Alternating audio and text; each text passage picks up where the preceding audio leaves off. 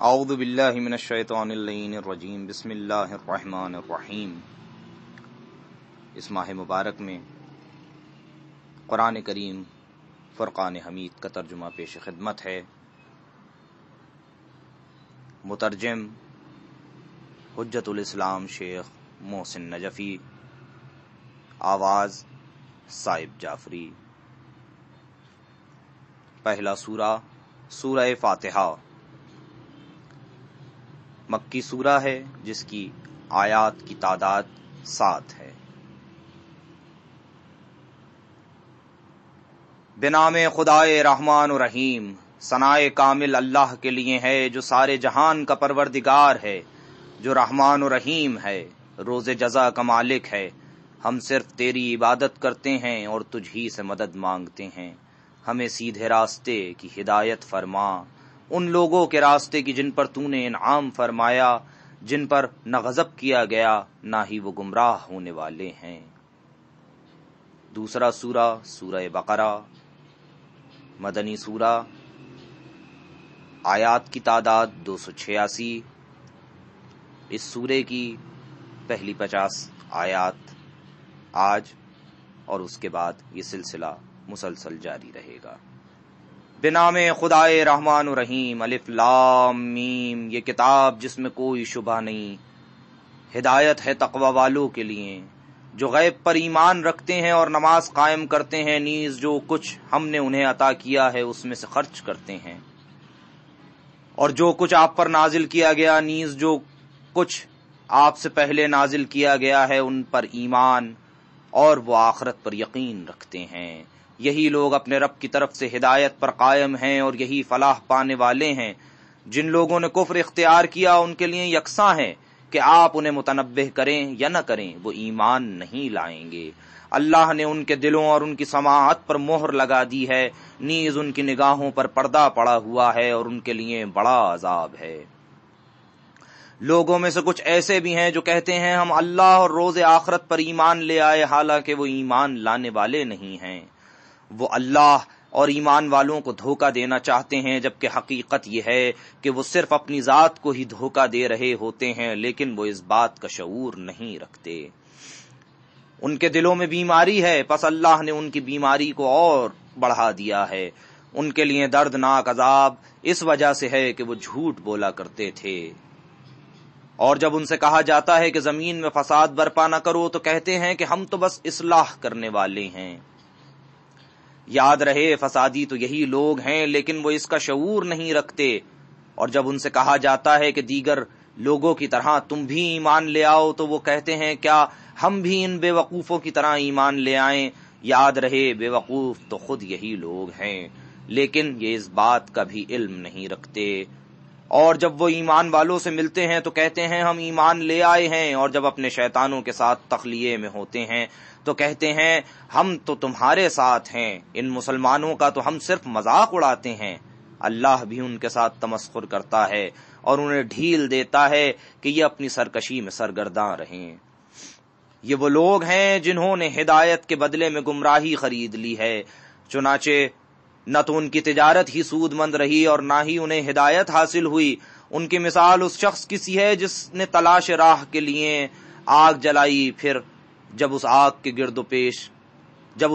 گرد و پیش کو روشن کر دیا تو اللہ نے ان کی روشنی سلب کر لی اور انہیں اندھیروں میں سرگرداں چھوڑ دیا کہ انہیں کچھ سجھائی نہیں دیتا۔ وہ بہرے، گونگے اور اندھے ہیں، پس وہ اس ضلالت سے باز نہیں آئیں گے۔ یا جیسے آسمان سے بارش ہو رہی ہو جس میں تاریکیاں اور گرج و چمک ہو، بجلی کی کڑک کی وجہ سے موت سے خائف ہو کر وہ اپنی انگلیاں کانوں میں دے لیتے ہیں، حالانکہ اللہ کافروں کو ہر طرف سے گھیرے ہوئے ہے۔ قریب ہے کہ بجلی ان کی آنکھیں سلب کر لے۔ جب وہ ان کے لیے چمک دکھاتی ہے تو وہ اس کی روشنی میں چل پڑتے ہیں، اور جب تاریکی ان پر چھا جاتی ہے تو وہ رک جاتے ہیں۔ اور اللہ اگر چاہتا تو ان کی سماعت اور بینائی کی طاقت کو سلب کر لیتا۔ بلا شبہ اللہ ہر چیز پر قادر ہے۔ اے لوگو، اپنے پروردگار کی عبادت کرو جس نے تمہیں اور تم سے پہلے والے لوگوں کو پیدا کیا تاکہ تم خطرات سے بچاؤ کرو۔ جس نے تمہارے لیے زمین کو بچھونا اور آسمان کو چھت بنایا اور آسمان سے پانی برسایا، پھر اس نے تمہاری غذا کے لیے پھل پیدا کیے، پس تم جانتے بوجھتے ہوئے کسی کو اللہ کا مد مقابل نہ بناؤ۔ اور اگر تم لوگوں کو اس کتاب کے بارے میں شبہ ہو جو ہم نے اپنے بندے پر نازل کی ہے، تو اس جیسا کوئی سورہ بنا لاؤ اور اللہ کے علاوہ اپنے حامیوں کو بھی بلا لو اگر تم سچے ہو۔ اور اگر تم نے ایسا نہ کیا اور ہرگز تم ایسا نہ کر سکو گے تو اس آتش سے ڈرو جس کا ایندھن آدمی اور پتھر ہیں، یہ آگ کافروں کے لیے تیار کی گئی ہے۔ اور ان لوگوں کو خوشخبری سنا دیجئے جو ایمان لائے اور جنہوں نے نیک اعمال انجام دیے کہ ان کے لیے بہشت کے باغات ہیں جن کے نیچے نہریں جاری ہوں گی۔ اس میں سے جب بھی کوئی پھل انہیں کھانے کو ملے گا تو وہ کہیں گے کہ یہ تو وہی ہے جو اس سے پہلے بھی مل چکا ہے، حالانکہ انہیں ملتا جلتا دیا گیا ہے۔ اور ان کے لیے جنت میں پاک بیویاں ہوں گی اور وہ اس میں ہمیشہ رہیں گے۔ اللہ کسی مثال کے پیش کرنے سے نہیں شرماتا، خواہ مچھر کی ہو یا اس سے بھی بڑھ کر چھوٹی چیز کی۔ پس جو لوگ ایمان لا چکے ہیں وہ جانتے ہیں کہ یہ مثال ان کے پروردگار کی جانب سے برحق ہے، لیکن کفر اختیار کرنے والے کہتے رہیں گے کہ اس مثال سے اللہ کا کیا مقصد ہے۔ اللہ اس سے بہت سوں کو گمراہ کر دیتا ہے اور بہت سوں کو ہدایت کرتا ہے، اور وہ اس کے ذریعے صرف بدعمال لوگوں کو گمراہی میں ڈالتا ہے۔ جو فاسقین اللہ کے ساتھ محکم عہد باندھنے کے بعد اسے توڑ دیتے ہیں اور اللہ نے جس رشتے کو قائم رکھنے کا حکم دیا ہے اسے قطع کر دیتے ہیں اور زمین میں فساد پھیلاتے ہیں، یہی لوگ نقصان اٹھانے والے ہیں۔ اللہ کے بارے میں تم کس طرح کفر اختیار کرتے ہو، حالانکہ تم بے جان تھے تو اللہ نے تمہیں حیات دی، پھر وہی تمہیں موت دے گا، پھر آخر کار وہی تمہیں زندہ کرے گا، پھر تم اسی کی طرف لوٹائے جاؤ گے۔ وہ وہی اللہ ہے جس نے زمین میں موجود ہر چیز کو تمہارے لیے پیدا کیا، پھر آسمان کا رخ کیا تو انہیں 7 آسمانوں کی شکل میں بنا دیا، اور وہ ہر چیز کا خوب جاننے والا ہے۔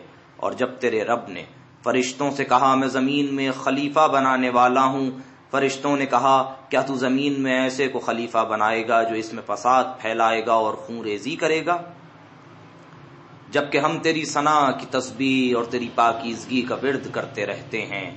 اللہ نے فرمایا اسرار خلقت بشر کے بارے میں وہ جانتا ہوں جو تم نہیں جانتے۔ اور اللہ نے آدم کو تمام نام سکھا دیے، پھر انہیں فرشتوں کے سامنے پیش کیا، پھر فرمایا اگر تم سچے ہو تو مجھے ان کے نام بتاؤ۔ فرشتوں نے کہا پاک و منزہ ہے، جو کچھ تو نے ہمیں بتا دیا ہے ہم اس کے سوا کچھ نہیں جانتے، یقیناً تو ہی بہتر جاننے والا حکمت والا ہے۔ اللہ نے فرمایا اے آدم ان فرشتوں کو ان کے نام بتلا دو۔ پس جب آدم نے انہیں ان کے نام بتا دیے تو اللہ نے فرمایا کیا میں نے تم سے نہیں کہا تھا کہ میں آسمانوں اور زمین کی پوشیدہ باتیں خوب جانتا ہوں، نیز جس چیز کا تم اظہار کرتے ہو اور جو کچھ تم پوشیدہ رکھتے ہو وہ سب جانتا ہوں۔ اور اس وقت کو یاد کرو جب ہم نے فرشتوں سے کہا کہ آدم کو سجدہ کرو تو ان سب نے سجدہ کیا سوائے ابلیس کے، اس نے انکار کیا اور تکبر کیا اور وہ کافروں میں سے ہو گیا۔ اور ہم نے کہا اے آدم تم اور تمہاری زوجہ جنت میں قیام کرو اور اس میں جہاں سے چاہو فراوانی سے کھاؤ اور اس درخت کے قریب نہ جانا، ورنہ تم دونوں زیادتی کا ارتکاب کرنے والوں میں سے ہو جاؤ گے۔ پس شیطان نے ان دونوں کو وہاں سے پھسلا دیا، پھر جس نعمت میں وہ دونوں قیام پذیر تھے اس سے ان دونوں کو نکلوا دیا، اور ہم نے کہا اب تم ایک دوسرے کے دشمن بن کر نیچے اتر جاؤ اور ایک مدت تک زمین میں تمہارا قیام اور سامان زیست ہوگا۔ پھر آدم نے اپنے رب سے چند کلمات سیکھ لیے تو اللہ نے آدم کی توبہ قبول کر لی، بے شک وہ بڑا توبہ قبول کرنے والا مہربان ہے۔ ہم نے کہا تم سب یہاں سے نیچے اتر جاؤ، پھر اگر میری طرف سے کوئی ہدایت تم تک پہنچے تو جس نے میری ہدایت کی پیروی کی پھر انہیں نہ تو کوئی خوف ہوگا اور نہ ہی وہ غمگین ہوں گے، اور جو لوگ کفر کریں اور ہماری آیات کو جھٹلائیں وہی دوزخ والے ہوں گے، وہ اس میں ہمیشہ رہیں گے۔ اے بنی اسرائیل میری وہ نعمت یاد کرو جس سے میں نے تمہیں نوازا ہے، اور میرے عہد کو پورا کرو، میں تمہارے عہد کو پورا کروں گا، اور تم لوگ صرف مجھ ہی سے ڈرتے رہو، اور میری نازل کردہ اس کتاب پر ایمان لاؤ جو تمہارے پاس موجود کتاب کی تصدیق کرنے والی ہے، اور سب سے پہلے تم ہی اس کے منکر مت بنو، اور میری آیات کو تھوڑی قیمت پر فروخت نہ کرو، اور صرف میرے غضب سے بچنے کی فکر کرو، اور حق کو باطل کے ساتھ خلط نہ کرو، اور جان بوجھ کر حق کو نہ چھپاؤ، اور نماز قائم کرو اور زکوٰۃ ادا کرو، اور اللہ کے سامنے جھکنے والوں کے ساتھ جھکا کرو۔ کیا تم دوسرے لوگوں کو نیکی کا حکم دیتے ہو اور خود کو بھول جاتے ہو، حالانکہ تم کتاب اللہ کی تلاوت کرتے ہو؟ کیا تم عقل سے کام نہیں لیتے؟ اور صبر اور نماز کا سہارا لو، اور یہ نماز بار گراں ہے مگر خشوع رکھنے والوں پر نہیں، جنہیں اس بات کا خیال رہتا ہے کہ انہیں اپنے رب سے ملنا ہے اور اس کی طرف لوٹ کر جانا ہے۔ اے بنی اسرائیل، میری نعمت یاد کرو جس سے میں نے تمہیں نوازا اور تمہیں عالمین پر فضیلت دی، اور اس دن سے بچنے کی فکر کرو جس دن نہ کوئی کسی کا بدلہ بن سکے گا، اور نہ کسی کی سفارش قبول ہوگی، اور نہ کسی سے کوئی معاوضہ لیا جائے گا، اور نہ ان کی مدد کی جائے گی۔